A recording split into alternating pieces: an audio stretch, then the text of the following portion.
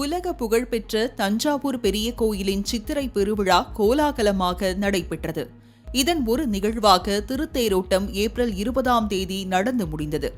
தியாகராஜர் கமலாம்பாள் தேரில் எழுந்தருள ஆயிரக்கணக்கான பக்தர்கள் தேரை வடம் பிடித்து இழுத்தனர். தேரோட்டம் நிறைவு பெற்றதை தொடர்ந்து மாட வீதிகளை சுத்தம் செய்யும் பணிகளில் 300க்கும் மேற்பட்ட தூய்மை பணியாளர்கள் ஈடுபடுத்தப்பட்டனர்.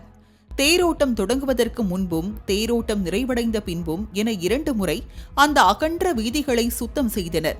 பக்தர்கள் வீசி எறிந்த குடிநீர் பாட்டில், பிளாஸ்டிக் பொருட்கள், அன்னதானம், நடந்த இடங்களில் கிடந்த வாழை இலைகளில் தொடங்கி உணவு கழிவுகள் என அத்தனையையும் தன் கைகளாலேயே அள்ளி சுத்தம் செய்தனர் இந்த தேவதைகள். தூய்மை பணியாளர்கள் மகத்தான பணிக்கு நன்றி தெரிவிக்கும் விதமாக தனியார் அறக்கட்டளை ஒன்றின் சார்பில் பிரம்மாண்ட விருந்தளிக்கப்பட்டது. அதன்படி ஏப்ரல் 26ஆம் தேதியன்று 300க்கும் மேற்பட்ட தூய்மை பணியாளர்கள், ஓட்டுநர்கள், மேற்பார்வையாளர்கள், பரப்புரையாளர்கள் ஆகியோருக்கு சிக்கன் பிரியாணி, சிக்கன் கிரேவி, முட்டை, தயிர் சாதம், ஐஸ்கிரீம் உள்ளிட்டவை விருந்தளிக்கப்பட்டது. இதையடுத்து தனக்கு விருந்தளித்த தனியார் அறக்கட்டளைக்கு தூய்மை பணியாளர்கள் நன்றி தெரிவித்தனர்.